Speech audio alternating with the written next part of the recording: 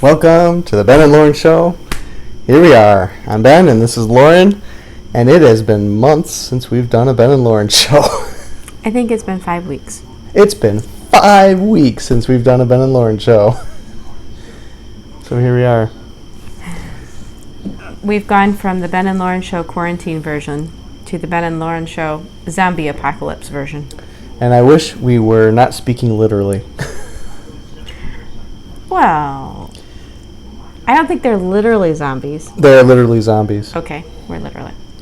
We always joked about preparing for a zombie apocalypse like it was like the stupidest thing we could do. Remember the Steampocalypse? Yes, I remember Steampocalypse. I enjoyed Steampocalypse. Maybe we'll have Hivepocalypse someday. Maybe we should try playing like Steampocalypse real version. I learned about purslane from playing Steampocalypse. Maybe you can go foraging through people's cars. What else do we learn? Something about boiling water. Don't ever boil water because you'll just concentrate the toxins in it. Oh. If you want to sterilize the water, you keep it just under boiling for about 20 minutes. That's a good fact. Write that down. Good fact to know. You might need it in the days to come. You never know. Our water pumps might be going down. The electrical grid might be gone. So we watched a video today on how to dig a well. I'm seriously considering digging a well in our backyard. Really? Sure. Well, that'd be an interesting project. I'll put that right on my list of things to do. Okay, after we set the new tent up. On YouTube, it makes it look so easy. They just dig a hole, put a pipe in, they have all the pieces they need, and boom, it works. So we're jumping into this a little randomly. Part of the reason we haven't done a show for 5 weeks is because we are honestly not quite sure what of the bizarre occurrences going on we should talk about. Well, today, how many days has it been since the alleged pandemic broke out? Started around March. It was 15 days to slow the spread at the beginning of March. So at the beginning of March, April, May, June, July. We're now August 1st. It's been 5 months. It has been. I think the spread got slowed. Yes, we have not. The hospitals are not over capacity. The curve has been flattened. What else? It can't get much flatter. Well, now there's a case in spike. What do they call it? Spike in cases. Right. Well, where we are living is one of the hottest zones in the country. We are not nearly as bad as New York, but we are living in Michigan, in one of the counties that was hardest hit. Now, that being the case, we still do not know anyone close to us who has been sick. We did hear that a neighbor of ours, that her son had gotten it. And basically, he was in bed for the day and then was up and about like usual. It seems like everybody has a friend of a friend of a friend. You can get to friend of a friend. We still, as far as I'm aware at this moment, do not know anyone personally who has been sick. No. The hospitals have had several fluctuations where they've had a lot of people there, but the death count has consistently, since the beginning of March, been on a trajectory like this. So what that means is that I think our doctors learned how to treat this, and they are doing remarkably well at treating it because the recovery rate is significantly high. It would be even higher if our governor did not persist in putting sick people into nursing homes. Our legislature actually voted to make her stop, but they didn't get a veto-proof majority, and she vetoed it. So we still have sick people, convalescent COVID patients being put in with elderly.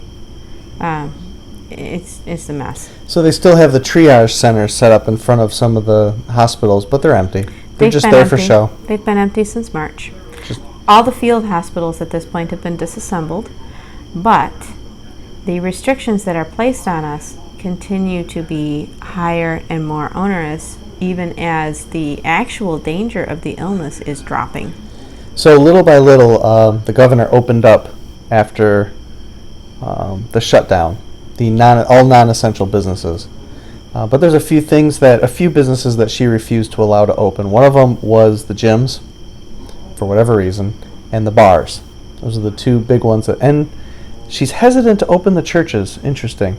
She's gotten to the point where I think she recognizes she's facing a pretty significant constitutional challenge. So now the churches are open, but there's limits on who can be there.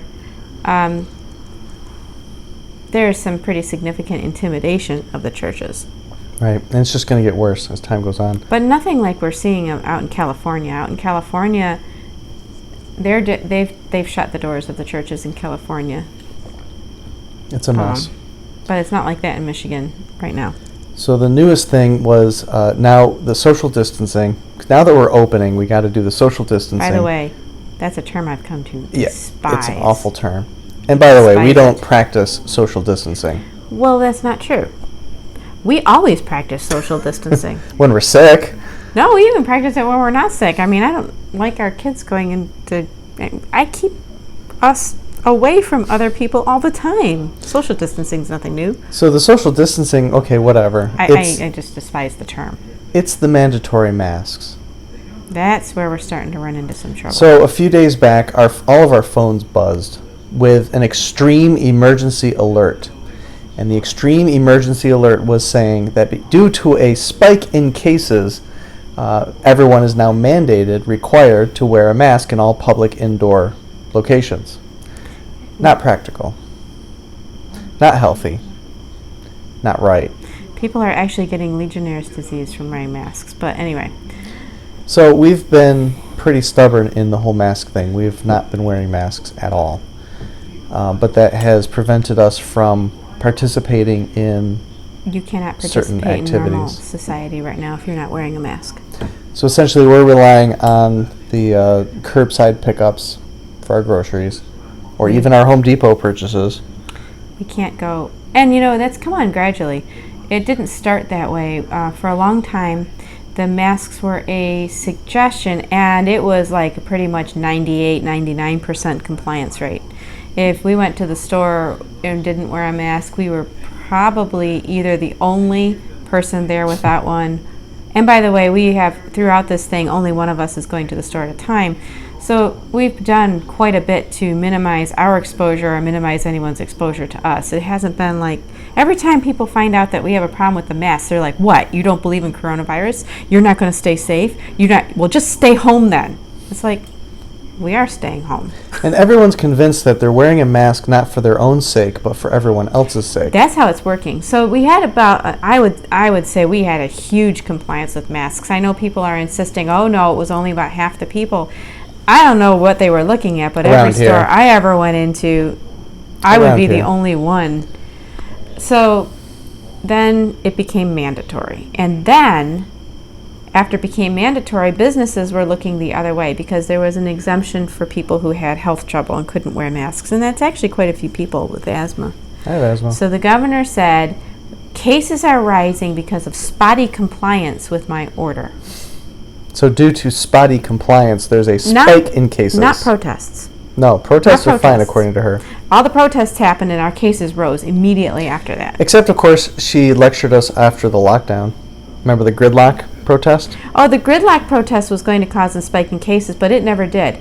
But all the riot protests, now that caused a spike in cases. Now our governor actually went out with a large group of people and marched with them. No social distancing. Nope. She wasn't wearing a mask. Yeah, she was. Was she wearing a mask? See, that's the secret. You can do all the rioting you want as long as you're wearing a mask. Oh, okay. Anyway, so then there was a rise in cases, and she said that the reason there was a rise in cases was not massive groups of people getting out in the streets all on top of each other and shouting and yelling and doing all kinds of stuff where you actually could get sick from that. No, it was because there was spotty compliance with stores mandating that their customers wear masks. So she put it on the stores. That phrase, spotty compliance. It's like tisk tisk. Shame on you. She placed the burden. Oh, and the sheriff's departments around the state are refusing to enforce this. So she placed it on the businesses that they would face high fines if they allowed anybody into their store without a mask. If they served customers non-compliant, she called them non-compliant customers. And that is the worst. Then the stores were going to be fined. And there are so many snitches right now. It is unbelievable. So the stores can't risk that another person comes in, sees someone without a mask, calls the authorities, and they get these huge fines. So putting all the pressure on the store owners. They put all the pressure on the store owners. And the store owners have finally decided they're going to knuckle under, and they are definitely enforcing. Now, originally, they were putting pressure on the big stores, and they were mandating it for everyone, but there was some major pushback, and they reneged. If you remember, they actually said, well, we can't make you wear a mask, but... So they basically interrogate you. If you come in without a mask, they come in and ask you questions, and they offer you a mask. If you don't still have refuse, they chase you around the store with management trying to offer you a mask. If you still refuse, then they start highly suggesting you do curbside pickup in the future. Basically, you get harassed. They don't want you in there. Because you're not looking like everybody else. You're not complying like everybody else. You're making everyone else nervous. And that's if just the management gets involved and not the other customers.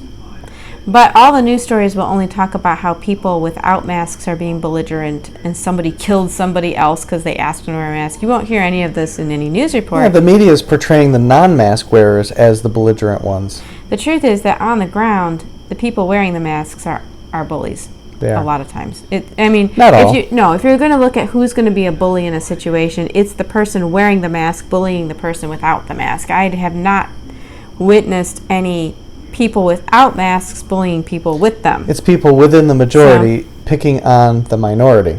Right. Why aren't you complying? And I'll tell you, we are a minority. If we go to a public place and we don't wear a mask, which we haven't really done much of because they don't really let you in there, then we get the looks. We went grocery shopping one time with our whole family, no masks. It was late in the evening. Late in the evening, not very crowded. Everyone else had masks on. All the employees had masks on. This was back when everything was loosening up, and we were pretty certain the mask mandate was going to be lifted, and our cases and our deaths had dropped to like nothing in our county.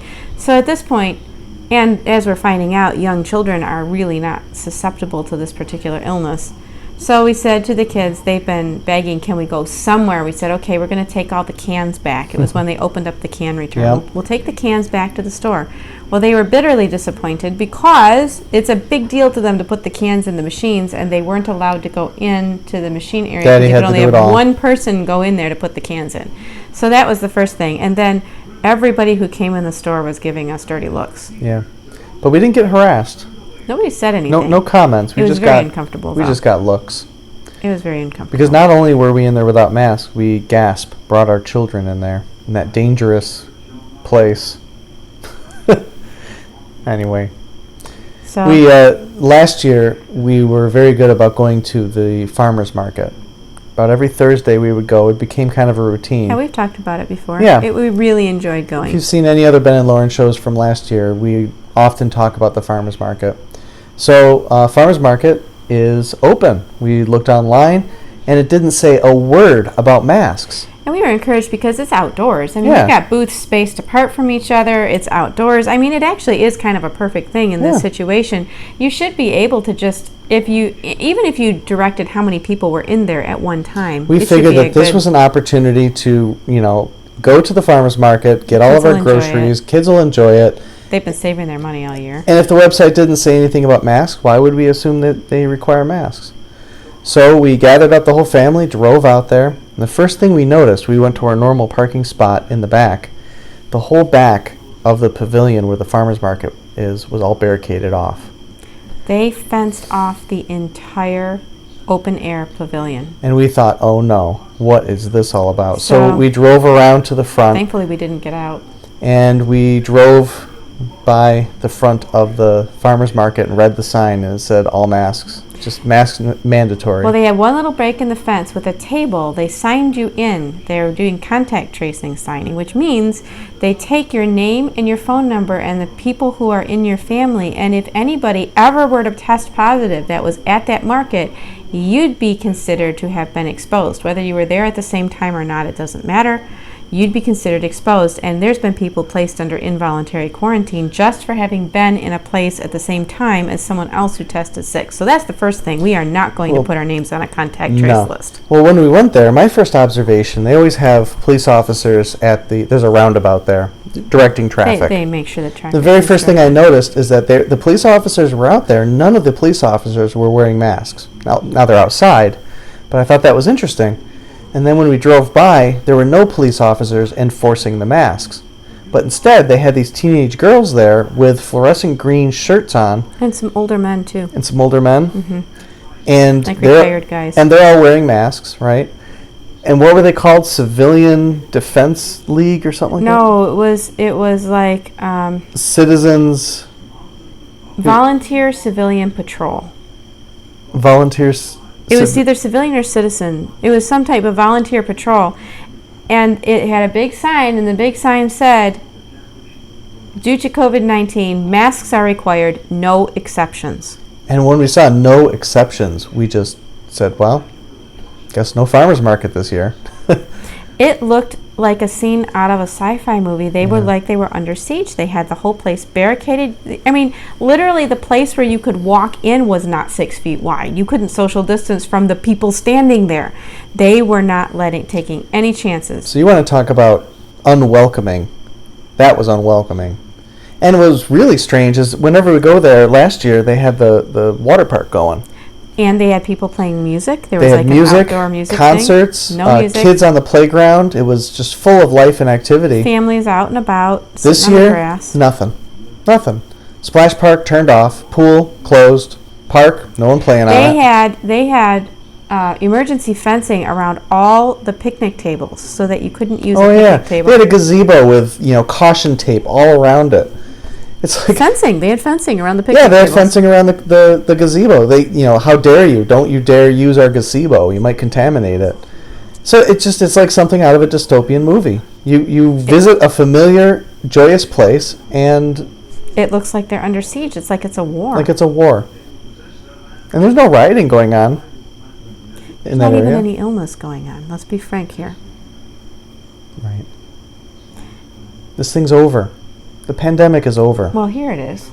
I mean, there's other places that are getting what we got earlier where there is a lot of people. It goes, I mean, every illness goes Herd through immunity. a population. Herd immunity. Right. And when you hear about the success rate for treatment and you hear about you hear about children who don't get sick from it or even transmit it. That's such good news, by the You way. hear about the asymptomatic carriers that are not contagious, barely contagious. Yeah, it turns out you would really have to be in some extremely close contact with an asymptomatic carrier to get sick. We find out that this virus dies from UV light and from heat.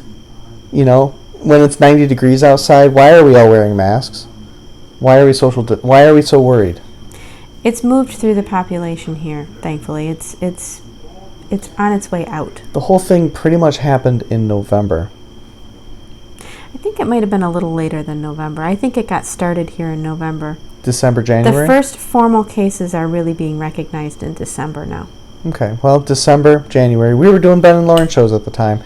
In fact, I think we were talking about respiratory illnesses. Yes, because we were sick all winter. Yeah, we got sick a lot. But you know what's interesting? We have not been sick lately. Well, yeah, we were. Were we? 2 weeks ago. We got But some... that was so mild. Well, what happened was Addie got sick and nobody recognized it was illness because nobody could figure out where she picked it up and they thought it was dehydration. And I thought, she can't possibly be She sick. can't possibly be sick. But what's happening now is the only viruses that are going through people are stuff that's so mild they don't even realize that they're sick until some kid or other gets sick enough that you can tell, oh, they have something. So I would think that this is going to purge out a lot of the nasties. Or at least make them go dormant. Well, I have no idea what's going to happen. Because we're not hearing about many people getting sick.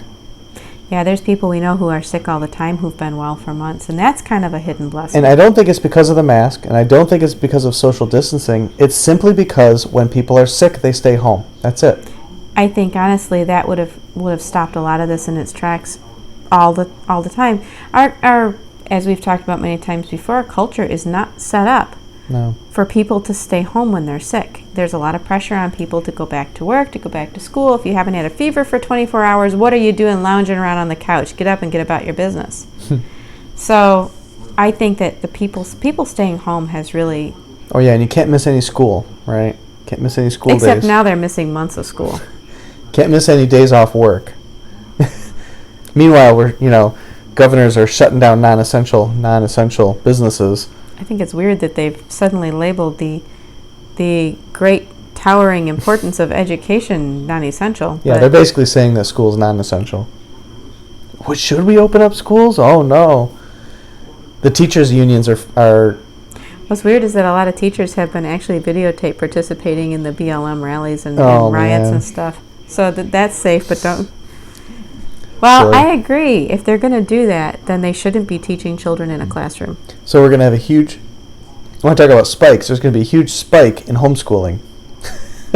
Huge spike in cases of homeschooling. Yeah, I'm not so thrilled about that because I think what that's going to do is that people who are thrown into homeschooling their kids are going to despise it.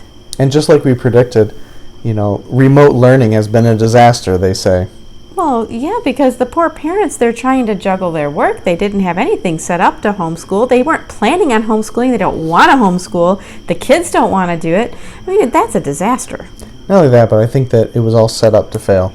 I don't know if it was, but a lot of teachers said right from the beginning, we didn't have anything geared to teach anybody online. How are we supposed to do this? It was a big mess for everybody. But what that's doing is it's causing people to say, well, yeah, I homeschooled and it was a failure. It's like, well, it was not exactly of your choosing, and it's pretty difficult to do it that way. So we've been looking for things we can do with our family that does not involve indoor activities requiring a mask. And we discovered one. We live near a lake. Our whole lives we've lived near a lake. And when I was little, we used to go to the beach. Not regularly, but we would go. And we decided, hey, you know what? Let's go to the beach. Actually, the whole thing started because of the trip we had planned to Florida. That got canceled due to COVID. Our kids wanted to go to the beach, and they wanted to swim in the ocean, and they wanted to build sandcastles. Yep. So we couldn't go to Florida, so we didn't do the beach in Florida experience. So we said, well, let's go to our local beach. And they've been making sandcastles and swimming in the water. We have to be careful because our local beach sometimes has its E. coli levels rise kind of high. So we always have to check and make sure that the water is clean for swimming. And now it's actually been pretty good for several years compared with what it used to be. But a couple things we note: no masks, very few. I mean, you might find one or two. People don't wear masks but out on the beach. Who wears a mask out on the beach? Now, I will say that over by the point where the boat launch is, I'll come out and, well, that's another story we can tell in a minute, but when I come out in the morning, I'll see people sitting by themselves in a lawn chair, like out on the little hill there by the lake, 50 feet from anybody else, wearing a mask. Why? Just why? I guess they're concerned that the virus can float in the air. Why would people think? It's because people are afraid and they feel safe if they have that mask on. So there was a video that went viral, got 15 million views, and then it got suppressed and, of course, became all that much more exciting because now everyone's talking about this censored, forbidden video. And essentially the content of the video was... Do not be afraid. Do not be afraid. It was 10 doctors that all gave their spiel. By And the they way, talked they were about... actually representing a whole group. I Were didn't they? realize that. But they had a conference, and they were the Yeah. 10 who were chosen to represent the group in front of the camera Okay. for the press conference. Well, there we go. So they said the masks are ineffective, social distancing doesn't matter. Hydroxychloroquine, that was the big one. You're probably going to get our video banned. Oh yeah, we said the word. Oh well. Oh, well. We'll see. We'll see. It's not like we were monetized. That's true. We'll see if that gets it banned. We said the H word. Hydrochloroquine. No, hydroxy. It sounds like... Hydroxychloroquine. I'm not sure if it has a steroid with it. There's a steroid component to it. It's Maybe. a quinine. It's a quinine derivative. It's a malaria drug. I heard that while we were all hoarding toilet paper, doctors and nurses were hoarding tonic water. And malaria medication. I've actually now, so this whole video that was censored, we watched it, and we were saying, what is it about this video that got it censored? Is it that they said you shouldn't wear masks? Is it that they said, I mean, everyone's saying that, it's because they said that hydroxychloroquine was a cure, which, by the way, if I said penicillin was a cure for pneumonia, I would actually be inaccurate because lots and lots and lots of people die of pneumonia around the world all the time. We've had penicillin for a while. But if you were to ask the average person on the street, they would tell you penicillin is a cure for pneumonia, even though people still die from it. Yeah. So anyway, that's just how a side dare fact. you suggest that this is a cure for COVID? But fact checked, untrue. I know. You can't use malaria drugs to cure COVID. But anyway. So with this good news being spread, because really the good news is you don't have to be afraid. You don't have to be sitting at a park with no one within 50 feet of you by yourself with a mask on. Or walking Yeah. down the sidewalk with nobody even close to you. Or riding a bike. Or riding a bicycle outside. That's because early on it was suggested that an asymptomatic carrier just breathing could leave like a cloud of virus, and if you rode through it and breathed it into your lungs, you would get sick. And I think there's a lot of people, I have a friend of mine who said recently, a lot of people were shocked and horrified by all the news coming out at the beginning of this, and they've never really been able to reassess their initial know. impression of what. You have to reassess. So- you can't just be stuck in one There was a lot thing. of theories being floated in the beginning that have since proved out to be untrue, but a lot of people have not reassessed to say, you know what, someone's not really going to leave a cloud of virus outside for you to ride through. So there's people out there riding a bike. So my theory is that everyone likes to be in the middle. You know, so they say on one side, yeah, I hear masks are ineffective, but they're required. And yeah, I don't really like wearing them, but I don't want to get hassled. So they do the somewhere in the middle thing. They have the mask around their chin. And they say, can't hurt. Can't hurt. And then they put the mask on for a few minutes just to be compliant, then they take it off. So they're kind of like in the middle. And they say, well, you know, I wear a mask, and what does it hurt? And by itself, it doesn't hurt. But there is a huge philosophical issue with wearing a mask, especially when it's mandated. You know, it is a sign of compliance over something that is not true. It is not true that it is safe to wear a mask, nor is it effective in stopping the spread of anything. Right. Well, the studies that are shown on it are highly mixed, although I guess the thing that always comes to my mind is the picture of all the Asian countries walking around with everybody wearing a mask, including China, and these kind of diseases keep coming out of there. It's like, well, if it's that effective. And so people say, no, it's the social distancing plus the mask. See, that's the two things that you're supposed to say are the magic bullet here. Yeah. But people keep asking us, why are you so adamant about not wearing these masks? What is your problem? It's like we came home from farmer's market the other day, and Dad said, wouldn't it have been just simpler to put masks on? It's like, it's very difficult to put our finger on and explain why we have a thought process that's going into it, but it's very difficult to explain it. Well, when we first started, we knew we could not wear a mask. We knew that this is not acceptable. And I don't think we really figured out why we were taking such a strong stance on it until it was brought to our attention something a little more specific as to why it's wrong. We knew something was wrong about it. And the conclusion we came to is that it is a form of bearing false testimony. That by wearing a mask, we are contributing to a psychological warfare that's going on right now. That we're actually condoning that everybody needs to wear a mask and everybody needs to comply for your safety. When in fact, it's not.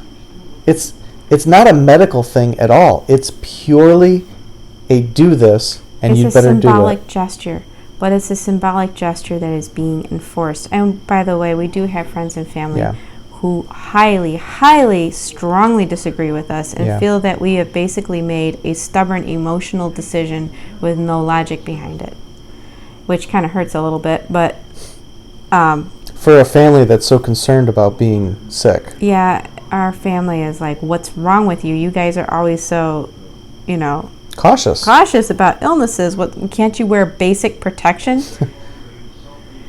And if masks work, we would have been wearing them. You know what I mean?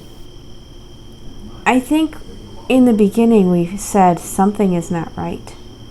Something is not right.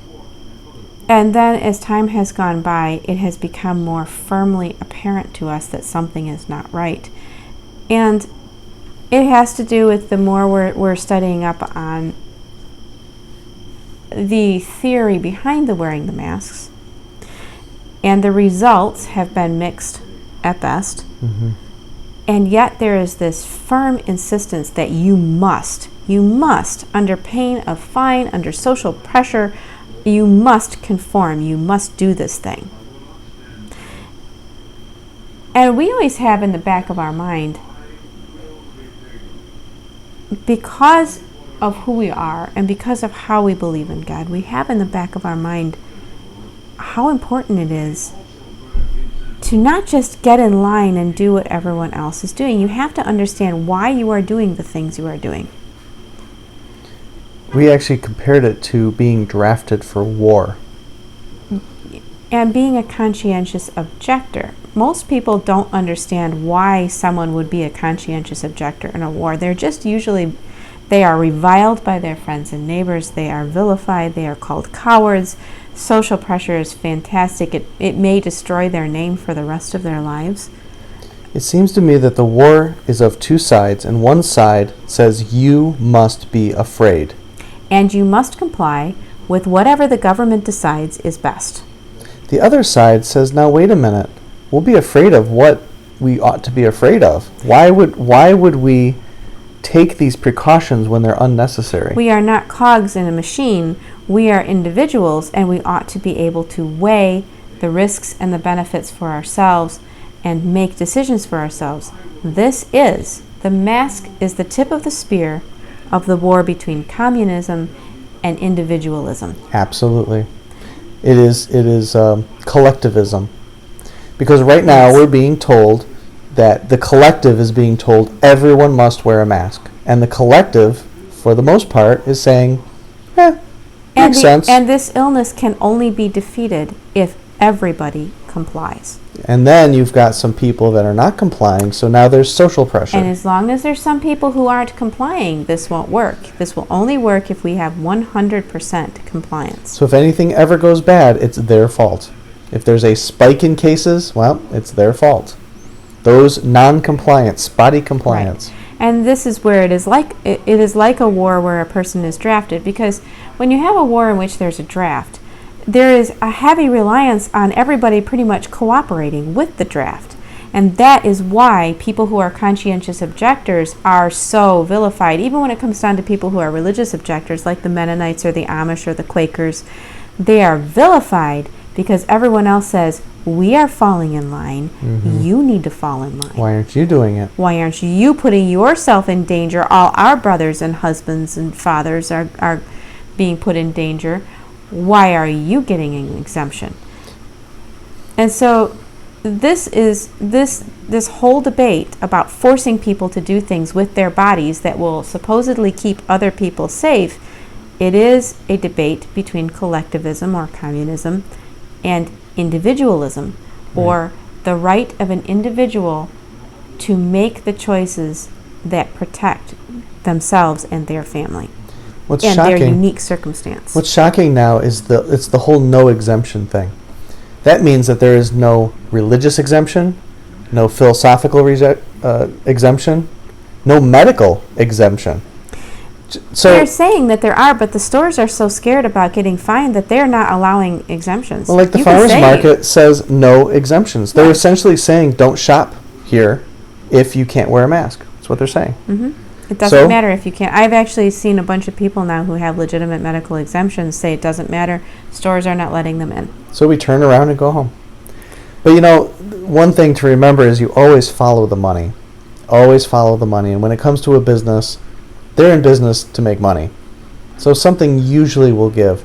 The farmers market might be an exception because that's a government-run, funded everything. Sponsored, yeah. So that's probably not going to change. But over time, it's going to be really hard to keep this whole mandatory mask thing going. I don't think it's going to stay a mandatory mask, though. I think right now we are being forced deeper and deeper into a collectivist mold. All of us have to play our part. Have you heard that recently? Play your part. We're all in this together. You must function as the cogs of this machine, and if you don't, you are responsible for the whole machine falling apart. And by the way, it occurred to me that this is how people sacrificed their children to Moloch a long time ago. Because That's you know exactly why? how. If you don't sacrifice your child to Moloch, You're not it gonna won't have rain. And when it doesn't rain, we're coming. The rest of the villagers, we're coming for you because we had to sacrifice our children and see we have good crops. If you don't sacrifice yours, we won't have good crops. You better do it. Now that sounds so barbaric, but think about it. It's the same mentality. It's the exact same mindset. And I'll tell you, in the future, in the very soon future, there's going to be other medical decisions that we're going to be forced to, that are going to be mandated. We're watching it come right up. And if you don't go through with that, then it's the same exact thing, but on a higher scale, because no, it only works if everyone does it. And you're putting my life at risk. You're being unkind. How could you be unkind? And we want to be kind. But I'll tell you, going along with the crowd off the edge of the cliff, taking this whole country right off the edge of the cliff, that is not a kind gesture. Anyway. So this has been quite a tangle for us to sort out what it is that we're seeing that's wrong. And trying to explain to anybody else what we're seeing that's wrong has been quite difficult. We're being forced to participate in a lie. I'm not saying the virus is a lie. I'm saying the story surrounding the virus is a lie. We've been just told one lie after another regarding it. I mean, we're told on one hand masks are safe and useful and effective, and on the other hand they're not.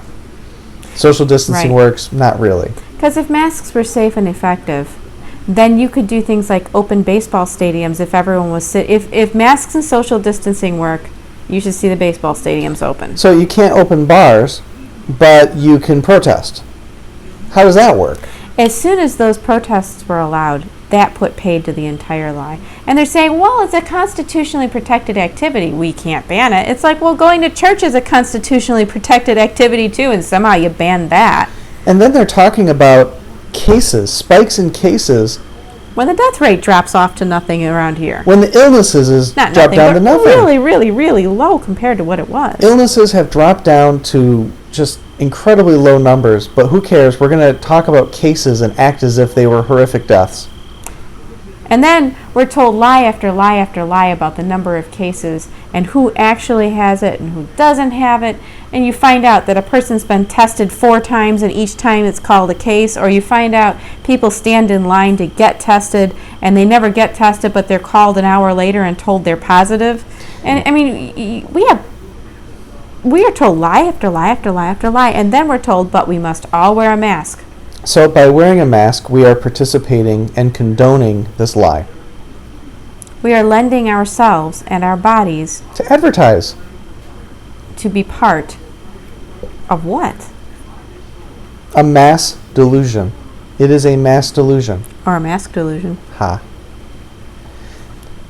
First, the phrase that's going through our heads, and we've brought up a lot, is act as if. Right now, multitudes of people are acting as if this virus is highly, highly, highly mega contagious, could be floating through the air, and it could kill you in an instant.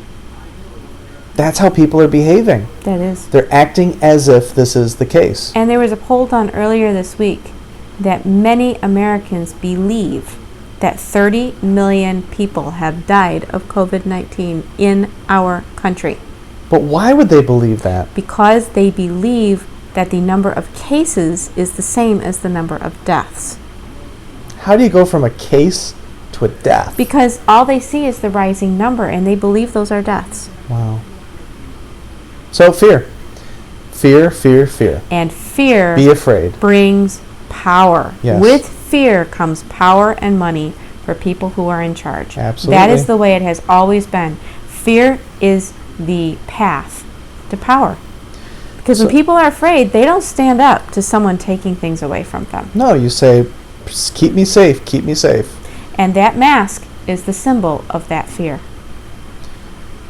And it's funny, at one point, our governor says, you can put political messages all day long on your mask, just wear the mask. People think they're being cute by putting things on the mask like, I resist, or bring back, make Orwell 1984 again, or Trump 2020. It's like, you know what? Nobody cares. They're not seeing your protest. They just see you wearing the mask and they smile. Yeah. As long as you put it on, you can say whatever you want. It's like, really? So my free speech only extends to doing what you say. And whatever happened to consent? Well, there's lots of things we don't consent to. And whatever happened to the medical privacy? I mean, I didn't consent to pay taxes either, but, still got to do that too. I think the consent is kind of... How about like the HIPAA laws? How about all of the medical secrets or medical confidentiality between you and your doctor? Well, wearing a mask to the grocery store doesn't violate a HIPAA law. If you have a medical exemption and they ask you what is your medical exemption, you don't have to tell them. Right, but that's why the stores have figured that out, and they're just saying, if you have an exemption, you got to order curbside. Sorry, you can't come in. So we've discovered curbside is great. We ordered some stuff from Walmart the other day, and I just drove up, and they loaded it up in my car. I got out to help, and they, no, sir, stay inside. I'm like, okay. Didn't even have to pay for it because it's all paid for online. Yeah, we paid for it online. It felt like it just was really weird. Driving up, load up your car, drive away. It's been quite an experience, and just trying to navigate how to do what we need to do without causing a big fight with somebody has been quite interesting. Yeah. So we have no idea where we are going to be a year from now. Our life, I think, is changing rapidly. If we remain conscientious objectors, I have no idea what's going to happen next. It takes a lot of effort to not wear the mask. It takes a lot of effort to not comply with that. It is quite stressful. It's not fun. And we're not provocateurs. Was that word? Provocateurs? Provocateurs. We don't go out there trying to get people upset and mad at us. We're not interested in that at all. We don't mock people wearing masks. We just don't participate. We're not trying to make a statement. We're trying to live our normal life. And, ultimately at the root of it, we've got this thing hanging out there that we know at some point we're going to be required to do something. Without doing that, we cannot participate in society at all. We are shut out of the economy. We know that's going to happen. Yeah. And we don't know if this is it or not. Well, I'll tell you, not being able to buy and sell because you're not wearing a mask, at least at the market, is alarming. Because the mask is a mark. You look around and you see everybody marked. And if you don't have that mark on, boy, do you stand out. You stand right out. It is noticeable. Completely noticeable. So, we're experiencing it. This is a mark, and we are refusing it. But the real issue is not the mark. The real issue is worship. Who do we fear? Do we fear God, or do we fear coronavirus? Do we fear God, or do we fear the government? Which is it? God's watching. Choose this day whom you will serve. Right. Shadrach, Meshach, and Abednego said, "We will not serve your gods, nor will we bow down to your statue." Well, we are unlikely rebels, but here we are. If the direction of things is going into that last book in the Bible, then that's Shadrach, Meshach, and Abednego in Babylon. Kind of feels like we're in Babylon. It's become quite clear we are in Babylon. Or is it Egypt? Somewhere in there. So we are doing our normal things in many respects. I don't feel like our garden is anywhere near big enough because those darn squirrels dug up so much of our garden. Yeah, we've been capturing squirrels. We bought a live trap, and we've caught, how many, 11? 11 squirrels It's 11 now? or 12, I can't remember. 12 squirrels? So I'm we'll basically catching one every night. We bait the trap at night, and we usually wake up and there's no squirrel in there, and then a few minutes later, they love that early morning. Yeah, we're catching them somewhere around 8:30, 9 o'clock in the morning. We catch a squirrel. And it doesn't hurt them, doesn't really scare them. It just, that's weird. What was that noise? And then you keep eating the peanut butter. Yeah, so I take them about 6 miles away and I drop them off out in a big giant park next to the lake where there's no houses around and they're not going to bother anybody else. I don't know, sometimes we feel like that squirrel eating the peanut butter. So our garden doesn't feel anywhere near big enough, but it is taking some work to take care of, and it is growing nicely. Some of the problems we had last year I solved for this year. And we've been working on our giant mulch pile. Every year we have a giant mulch pile to take care of, and Ben's been working on that. Little by little. And we decided this year to buy a new tent for Sukkot because we have outgrown our old tent. So I think our big project for tomorrow is setting up the tent for the first time. We bought a canvas tent. We've waited a long time to buy a canvas tent, but we're going to be camping from now until we either die or kingdom comes. So we better. We're going to be using it, right? It's not going to go wasted, that's for sure. We saved up money a little bit at a time. It was a good investment. We had enough. Well, we found one that was half the price we thought it was going to be too. Yeah, it was a good investment. That helped we a needed lot. it. So We it's gotta season the canvas now. so that's going to be the big task for tomorrow. It might be a little damp tomorrow, but That's the idea. We want to get it damp. good point. The way you season canvas is that you have to get it wet, and then wait for it to dry, and then the fibers swell and then tighten down around the seams. We're going to just put the hose on it for a while. Yeah, well, it said not to really drench it, just to get it wet. So if it was raining like this, it'd be a good rain for it. It's raining right now. Yeah. And so we had to do that, and then it has to be like super, super duper bone dry before we put it back away. No mold. Yeah, we don't want to start mold. Although I did read how to cure mold. If you start getting mold spots, you spray them with vinegar, because vinegar penetrates the fiber and actually kills the mold. And if you still have the black spots, you spray it with a mixture of equal parts salt and lemon juice and let it sit in the sun, and that will bleach it back out so that you don't have mold spots. That wouldn't bleach the actual canvas, though, would it? Well, it will bleach it of mold spots. It won't change the color of the canvas, but you use a brush and you brush that in, the salt and the lemon juice, and then it... So we're excited about that. It's big. We got a round ground tarp because it's a, what do they call it, a bell tent? Yeah. And we set it up like the tabernacle. Yeah, we set it out in the back, and there was not enough room in our backyard really to accommodate it. So that's how big it is. Yeah, well, it would have been big enough last year, but our garden has expanded, and so now it runs into the sandbox. We have to set it up partly in the front yard. So that's a combination of an ever-shrinking backyard and a big tent. So we're going to probably set it up in the front. We got one that's actually rated for, I think, 12 people. Because most people, when you go camping over a weekend. When we go camping, we're camping upwards of 10 days sometimes. So we have all of us plus all of our various gear inside the tent, and well, it's not so little, but our 8-person tent was jammed to the gills. I wonder if we can put sheets up and kind of block off 3 little cubbies on the 3 sides, and if there's enough room for beds in those cubbies. I'm not sure it would be worth it to do that. Plus, what I wanted to do for this year was get them one of the thin air mattresses and put all the sleeping bags on top of that so that they were up off the ground a little bit. I was just looking at the amount of square footage that we have available. That's really generous. It'll chew up fast. Yeah. Well, we'll have room in there for a queen-size bed and a bunch of little... Essentially, it'll be like 2 queen-size beds. We're going to take up a lot of square footage, aren't we? Yeah. Well, we are 7 now. We're a family of 7. Yep, and we probably are not done. God's will be done. On that wonderful note, I think that pretty much concludes the Ben and Lauren show. So, why don't you say good night, Lauren? Good night, Lauren. Bye, everyone. Can you turn